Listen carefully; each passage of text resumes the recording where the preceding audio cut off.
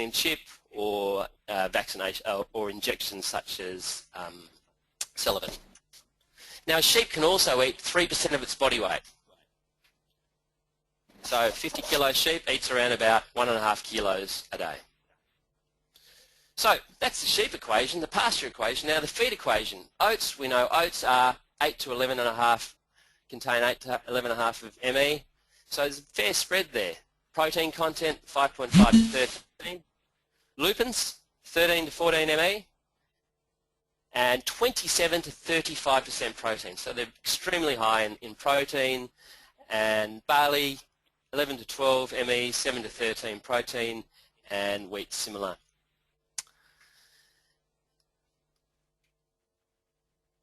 Now, as we mentioned before, sometimes there's a heap of grain that's left on the ground after harvest, and there's a way of quantifying this. So if it's wheat and oats, if you have a pasture square, such as used for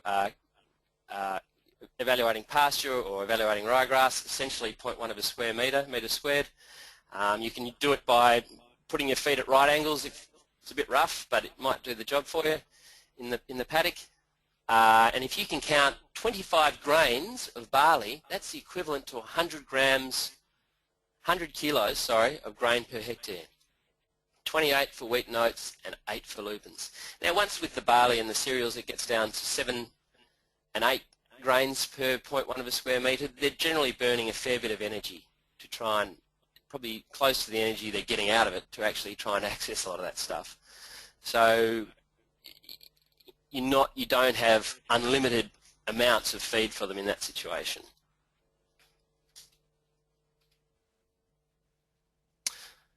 So bringing it all together for the season, and let's look at a good season, people who've had a good season. So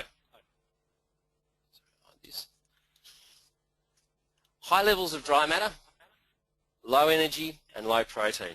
I did a data test, a feed data test in December at in the Wagen area, and I tested barley straw and dry pasture. There was 4 to 6 ME was the range in energy, and 1.5 to 3.5% protein, which is incredibly low. And this is quite early in the season. They'd had a bit of rain on it, but it's a reflection on the quality of the pasture. Now, what about the low protein? So we've said what the sheep needs. What about the low protein? Well, low protein actually limits intake. So if a sheep's not getting 6 to 8... Whoa. So if a sheep's not getting their 6 to 8% protein in their diet, their intake's limited. So it's not 3% of their body weight they're eating. They're actually eating it might be down to 1.5% of body weight. Now 1.5 kilos of feed at 5 megajoules of pasture in the paddock, that'll get them near what they need to maintain. But 0.75 kilos isn't going to get them what they need to maintain. And it's in these situations that we need to get a high protein feed source to unlock the energy in the pastures, in the dry pastures and the stubbles. And lupins are a great resource for this. They're 30% protein and 13 ME. So through feeding a reasonable ration of lupins, and the details of what that ration might mean to you will vary between individuals, so through feeding a ration of lupins through the summer, you can unlock the dry matter you'll unlock the energy that's locked away in the dry matter out in the pasture. So the real solution to these good seasons, we have a lot of bulk, low energy, low protein, is lupins. They can help you access a lot of those feeds. And you're supplementing what's in the pasture, in the paddock. You're not replacing it. You're not substitutional feeding. You're supplementary feeding.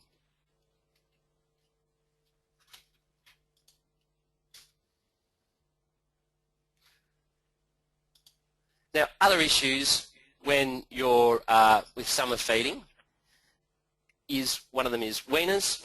We said that adult ewes require 8% protein, 6 to 8% protein, and that's a bit of an error. It's more like 14% protein for weaners. So in a lot of those scenarios that you see, I'm feeding my weaners heaps of feed, but they're not growing. Well, if protein's limited, then energy's limited.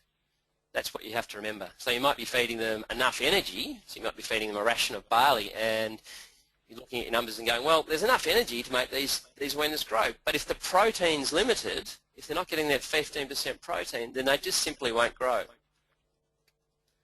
Worms, obviously an issue for weaners in summer. We need to keep an eye on that, especially if after you've had a bit of rain.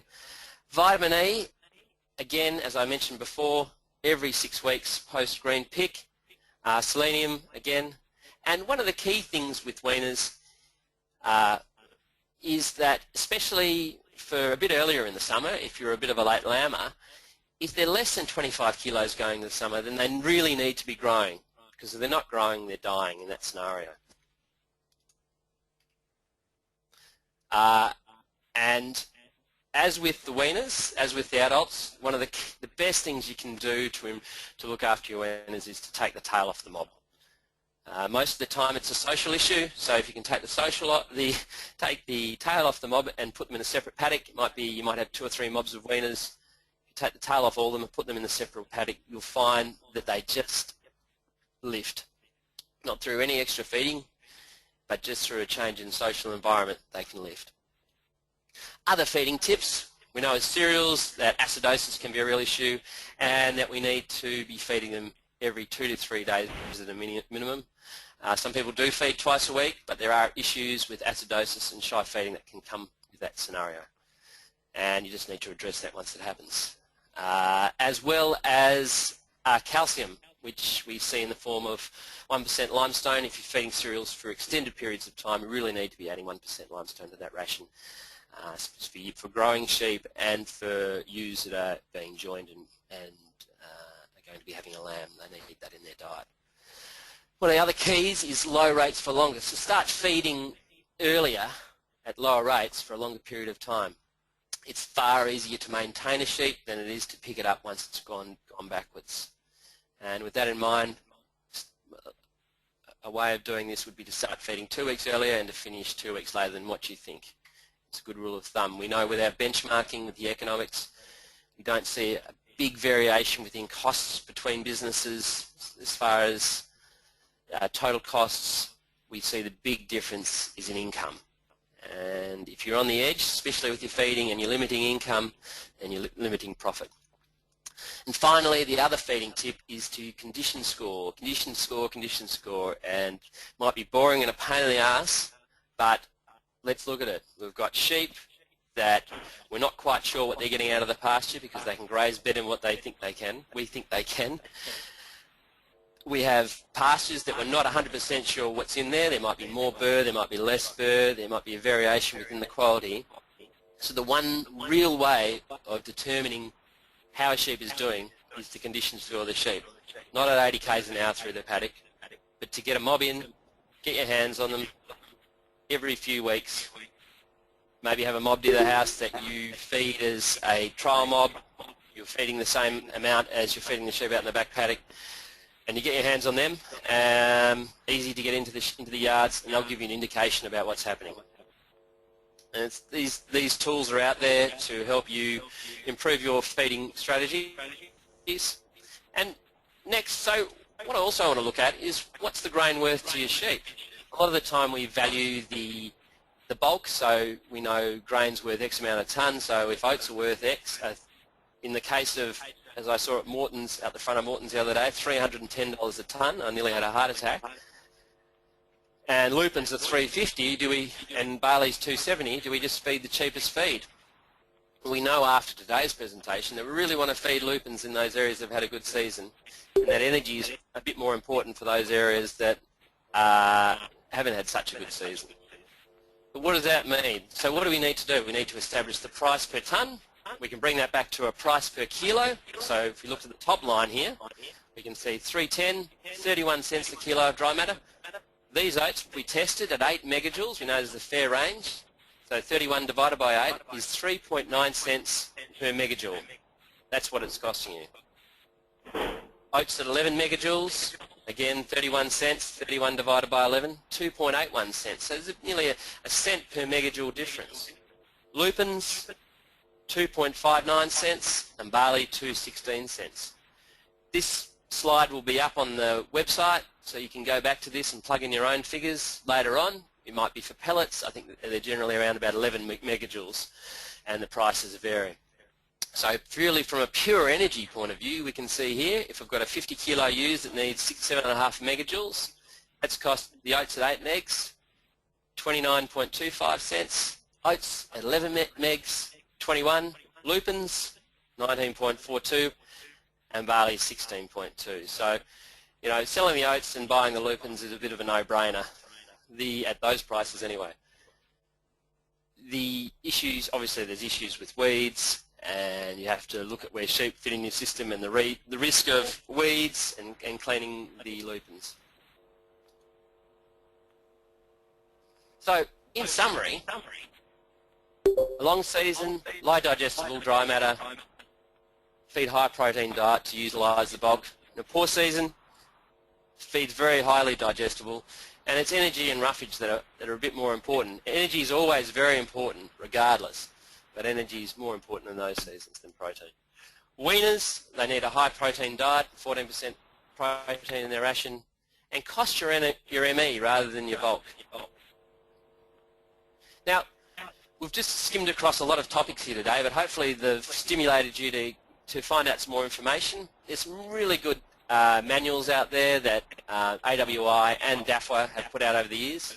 Feeding and managing sheep in dry times, good food guide to sheep, and we've got our TSB website link there too. So when you go and check out this presentation, you can go to the TSB website and you can click on the links, or you can just Google these sites and get the guides. You can also get them in the in some of the DAFWA outlets around the state as well. Well, I'm not sure how I'm going for time, but any questions? So, thanks very much.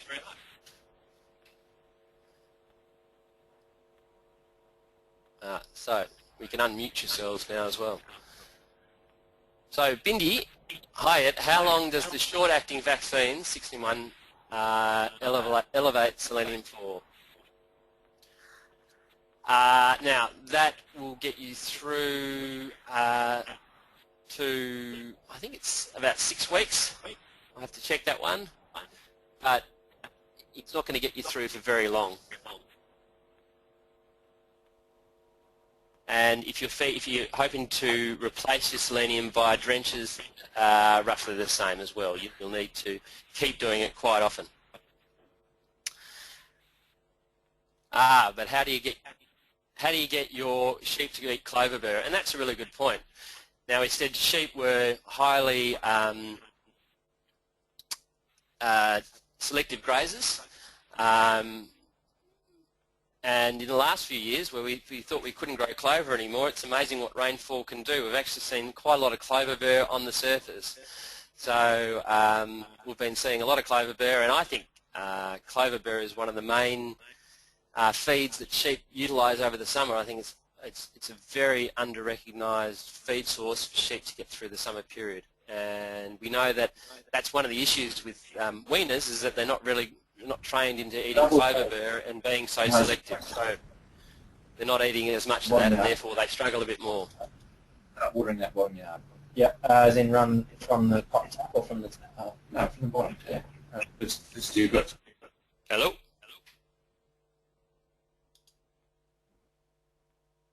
Any other questions?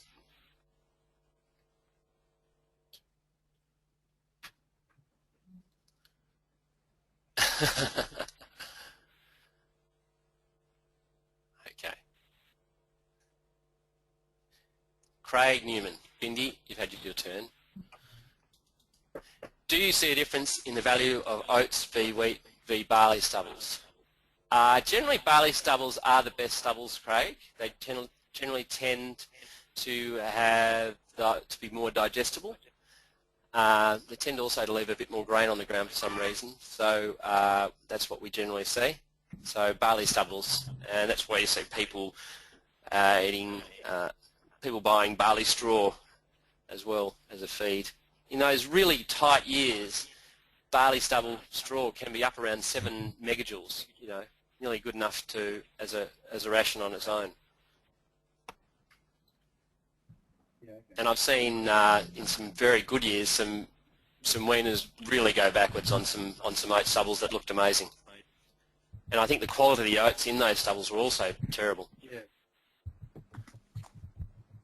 What are the sources of selenium other than chaff dumps today? Hello?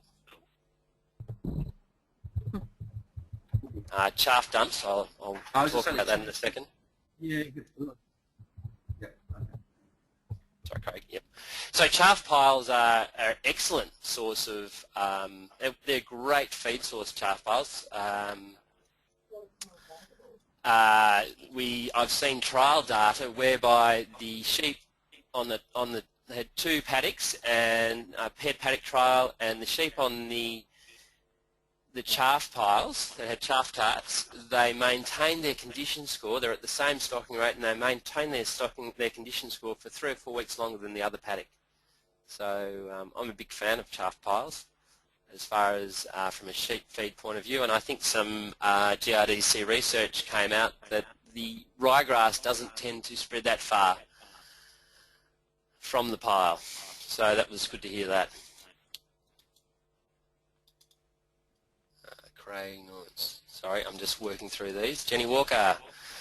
Jen, what are the sources of selenium other than vaccines and drench? There's a product called Depazole, which you can give us on the cradle or at weaning. That will sort out the weaner for the first 2 years of its life. You can also get a selenium bullet that you put into the sheep as well, and that will do something similar. Treehaven, how many grams of lupins a day does a weaner need? Well, it depends what's in the background. But if you could say, if it was in a cup, say let's presume they're getting 2 or 3 megajoules out of the pasture. So we'll suggest they need another, say, 3 megajoules, 2 or 3 megajoules. Now, 100 grams of lupins has 1.3 megajoules, so 300 grams of lupins is a good ration in that scenario. However, if there's nothing in there, then you'll probably need to be towards 400 to 500 grams of lupins. But that's extreme, obviously. But if they're topping up what's in the pasture, then earlier 200, driving up to 300 and beyond. What products are available to supplement vitamin E? I'd just go into your local store. If someone else wants to write anything in the chat line, please do. I'm not sure of the actual product's name, but there's liquid selenium. There's actually a powdered form of vitamin E, liquid vitamin E that you drench, or this powdered form of vitamin E that you can make up into a slurry and put onto your products or put into a drench as well.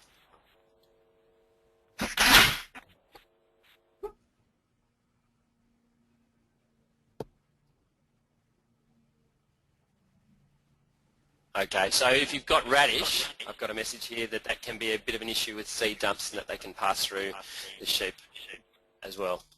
So that's something you have to check out.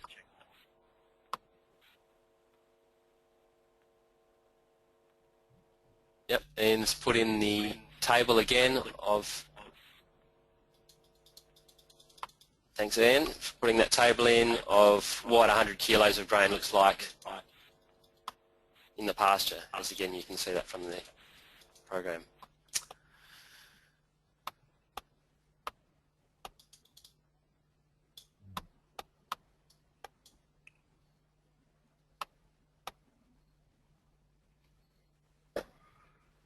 Right, well I hope you've enjoyed the presentation. Mark, do you want to take back over?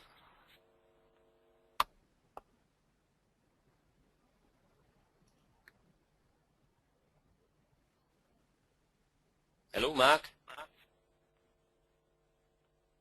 Okay.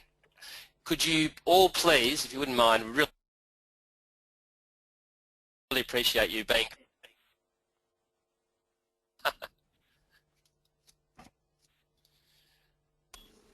Sorry, thanks for sitting in, guys. If you could please click on the SurveyMonkey link at the bottom and fill out the survey for today's. This is what we need to fill out to pay for these seminars.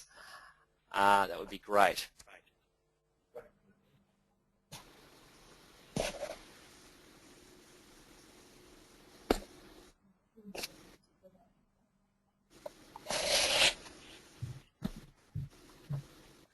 Jeremy?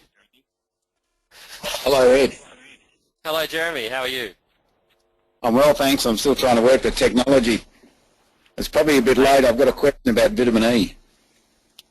Go for it. I've got 2 bottles of vitamin E in front of me. One from Western Stock Distributed with 200 grams a litre of vitamin E in it.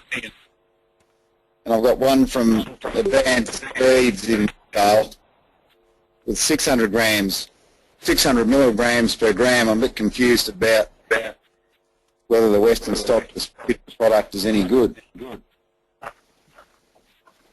I haven't rung the manufacturer yet. I'm not sure. I'll have to take that on notice and have a look at it. I should ring the manufacturer myself and find out, but it'd be nice to know from a tenant thought. Yeah. Well, as Mark said in the notes, the product is fine. It just needs to use more. You just need to get the right amount. So it comes down to the cost per mil or per unit of vitamin E in the product you're buying. That's right, and the 2 products are different in their suspension. One's suspended in oil, and the other's a thinner, milky type of substance. So, yeah. Anyway, we'll work through it, I guess. Yeah. Well, I'll have a look into it. Good on you. Thanks, Ed. How's the water going out there, people? What are the dams looking like? Any comments?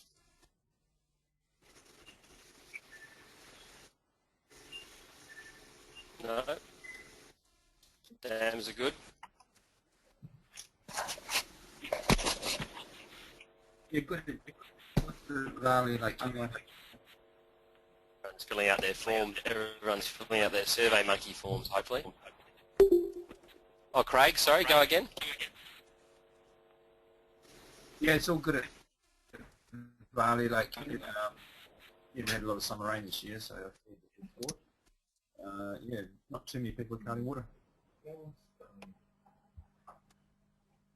Excellent. Is there green pick? Has there been that much summer rain, or is it quite a while ago? Oh, there was a huge amount of green pick and sprayed all that out.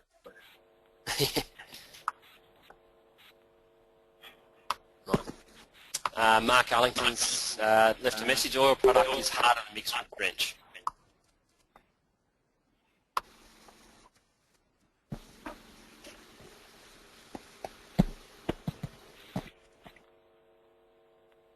Yep, Bindy's indicating that water's a bit tight around the greater Katanning area. Wood nilling, get that specific. And yeah, Munglen up 200 mils at harvest, just what you needed.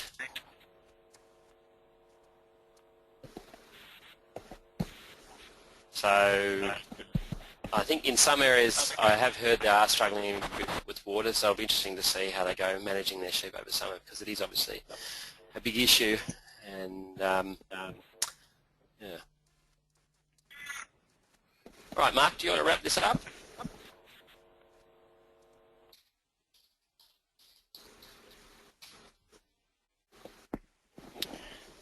Ed, Andrew, Kenny, I see you're having trouble wrapping it up still. Just a quick one. Indications of summer rainfall on pasture quality. I missed a little bit, but not sure whether you've covered it. Well, yeah, I forgot to cover that.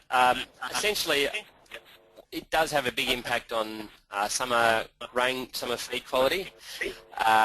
Once you get over an inch of rain, generally it starts to grade a lot more. After that first inch of rain, it's not too bad, but after that it really starts to go downhill. And pastures seem to get a lot quicker than stubbles. I suppose stubbles have a bit more grain in it, but pasture dry quality can go downhill fairly quickly. People who hold back large amounts of pasture feed or hold off grazing pasture feed, large amounts of dry matter in the pasture, sort of do so at a bit of peril, because you get a bit of summer rain on it and you can really lose it really quickly. So I'm generally quite keen to try and graze that out as soon as quick as you can, because they'll do all right in the stubbles after a bit of rain, but the pasture feed can go downhill really quickly. And Ed, it's Mandy here. Just on top of that too, rain. Sorry, a bit of feedback.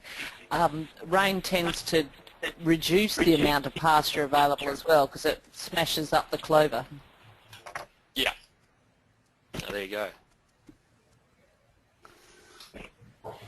Can you hear me now, Ed? Yes, Mark, go for it. Yeah, no, I'm not quite sure what happened there, but yeah, we're nearly about time to wrap up. That's 3 quarters now. So yeah, thank you very much for that, Ed. It just shows you how important protein is this time of year, especially the humble lutein when it comes to feeding young sheep. So thank you everybody for attending. Yeah, Ed already mentioned the survey. Now, we've had a couple of people fill it in, but yeah, the more it's better for us, because that's what AWI require.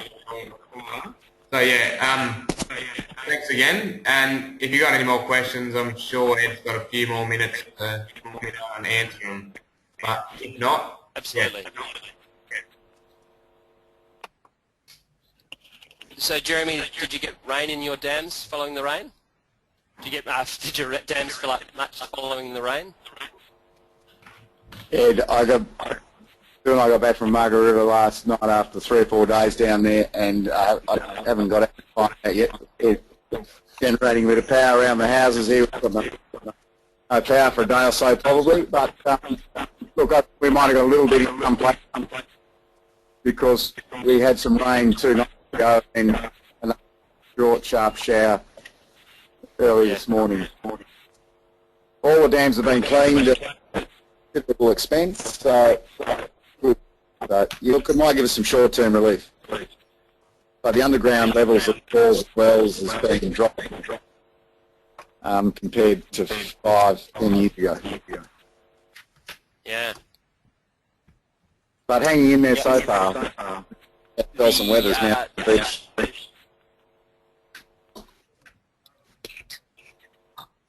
Sorry, go again. I think I might sell some weathers I've still got, purple weathers I've still got now that a bit of feed's been washed away with the thunderstorm.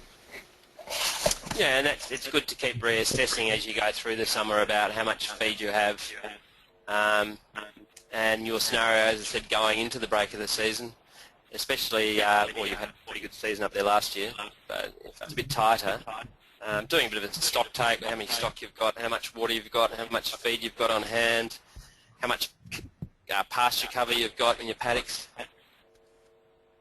All those things. It's a good thing to do at this time of year, and it's a good thing to do in the earlier you do that, the better, because you can just take a lot of stress off yourself, and it's good when they're paying good money for sheep as well. So it's a lot more pleasant to sell them when you need to sell them for a good price rather than a poor price.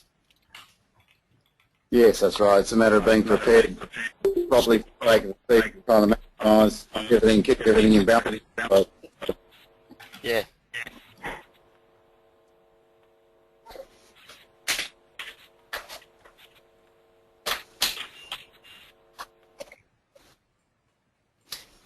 Any other observations out there of what's going on, how the conditioners, how the sheep coping this summer? Is this reflecting what I'm saying, being reflected on your farm to anyone?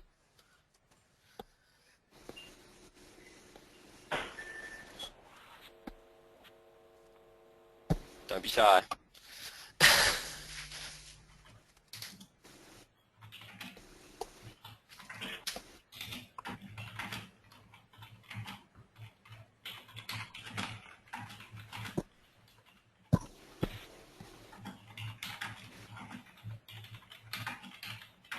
think we saw quite a lot of scope barley fall down this year as well. So people with scope barley, I heard, if you didn't get onto it early, it sort of fell over, and there was quite a lot of scope left in some pastures, and that in some stubbles, and that's another issue, I guess, as far as getting those sheep onto the stubbles when there's a lot of grain in there. Some people put them in for a couple of hours, pull them out for a couple of hours every day, gradually increasing them. Other people tend to up their cereal diet to about 500 grams over a couple of weeks and then put them in there.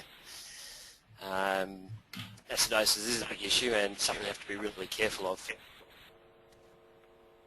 in those scenarios. There's no real easy way of doing it, although it sounds like it's a lot easier to feed them than to go and take your sheep out to the pasture for a few hours and then pull them out again.